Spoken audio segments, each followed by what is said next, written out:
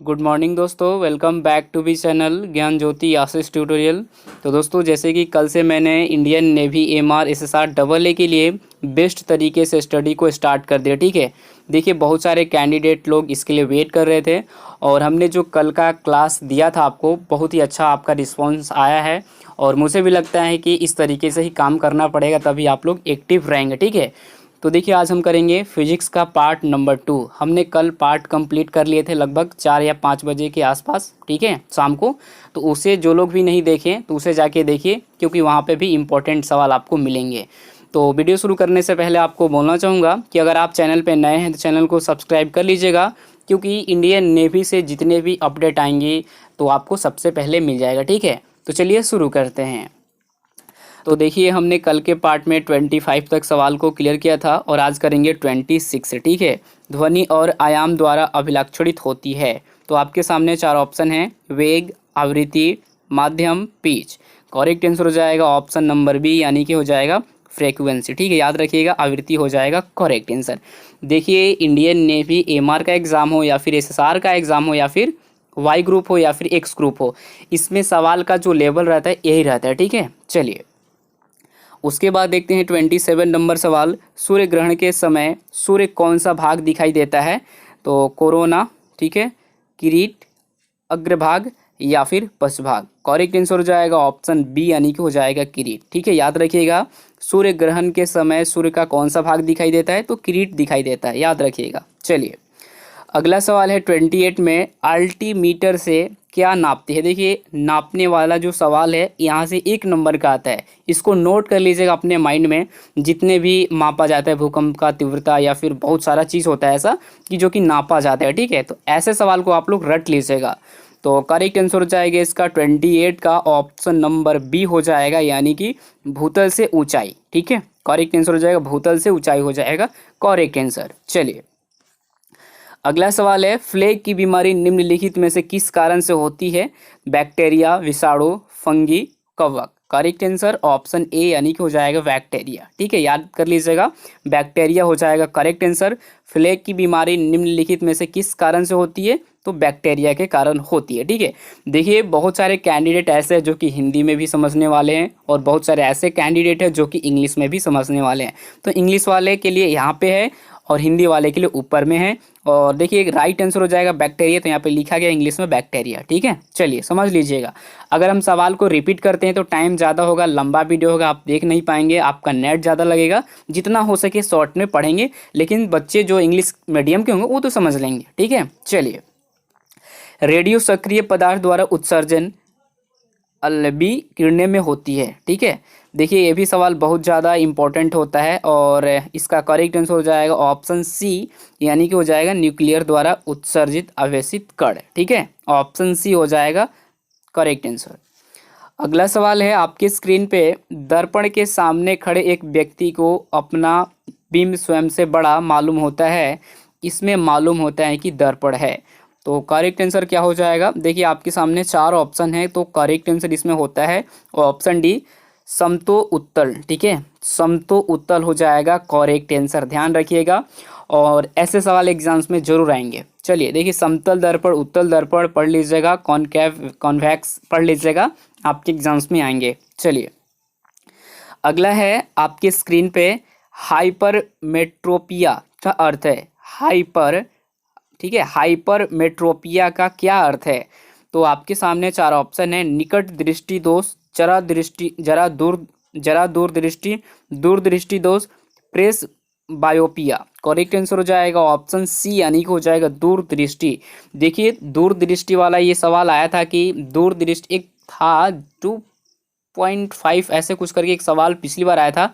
आपको मैं प्रीवियस भी सवाल करवा दूंगा, जितना भी मेरे पास है उसको करवा दूंगा। ठीक है, चलिए उसके बाद देखिए अगला सवाल है, वॉशिंग सोडा का सूत्र है। तो आपके सामने 4 ऑप्शन है, करेक्ट आंसर हो जाएगा ऑप्शन डी, यानी कि हो जाएगा Na2CO3 डॉट 10H2O हो जाएगा करेक्ट आंसर। ठीक है, याद रखिएगा, देखिए ये फॉर्मूला भी आता है। ठीक है, चलिए उसके बाद देखिए 34 नंबर सवाल है आपकी स्क्रीन पे, निम्नलिखित में से प्रकाश का रंग किससे संबंधित है? आयाम, आवृत्ति, वेग, उपयुक्त में से कोई नहीं। करेक्ट आंसर हो जाएगा ऑप्शन बी, यानी कि आवृत्ति हो जाएगा करेक्ट आंसर फ्रीक्वेंसी। ठीक है, चलिए उसके बाद देखते हैं 35 नंबर सवाल है, वह ताप जिस पर केल्विन ताप का मान सेल्सियस ताप के मान का दोगुना होता है।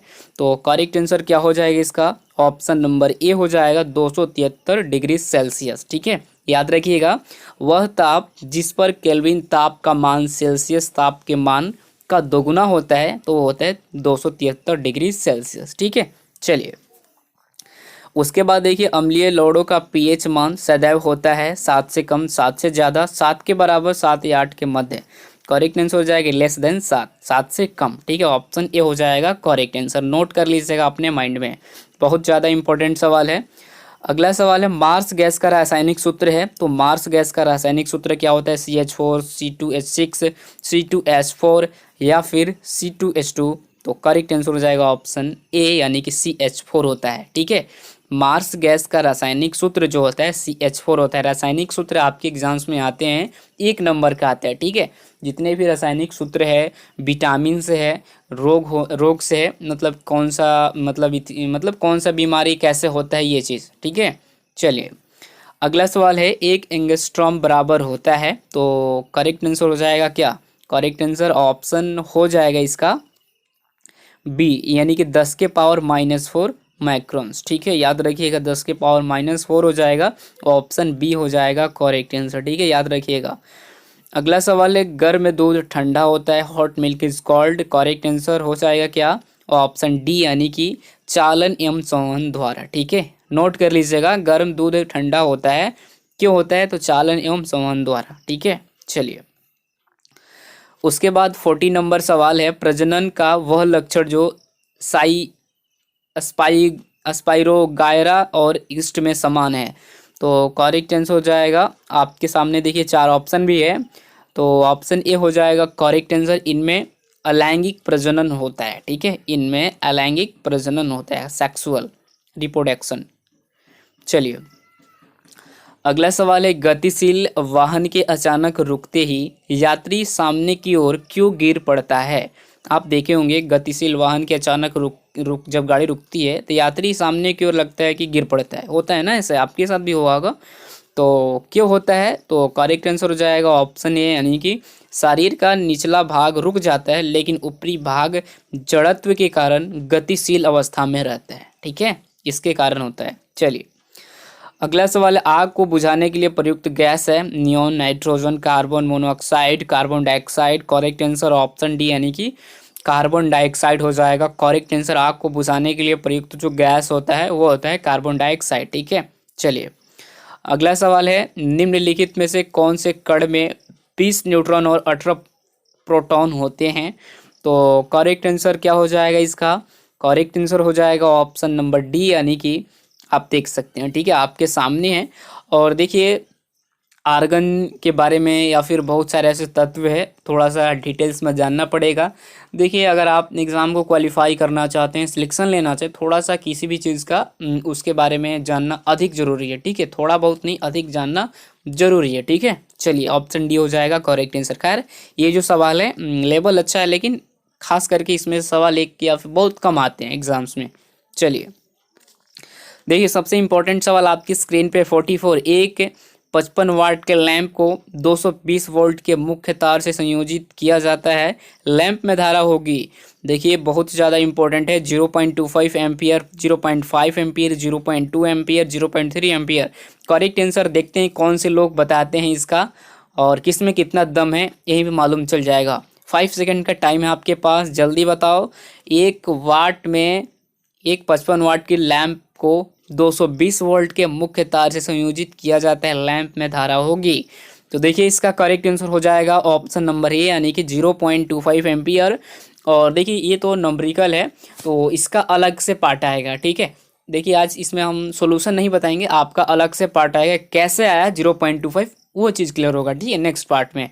चलिए एक और आपको नीचे मिलेगा, वो भी सॉल्व करके आप मुझे इंस्टाग्राम पे, देखिए इसका स्क्रीनशॉट लेके मुझे इंस्टाग्राम पे जरूर हल करके भेजिएगा। चलिए क्लोरीन है, क्लोरीन क्या है, तो ऑप्शन ए हो जाएगा संदूषित जल में क्लोराइड को थोड़ी मात्रा में मिलाना। ठीक है, चलिए अगला सवाल है शक्ति की बीमा, इम्पोर्टेंट सवाल है ये तो, सवाल मतलब बार बार रिपीट होता है।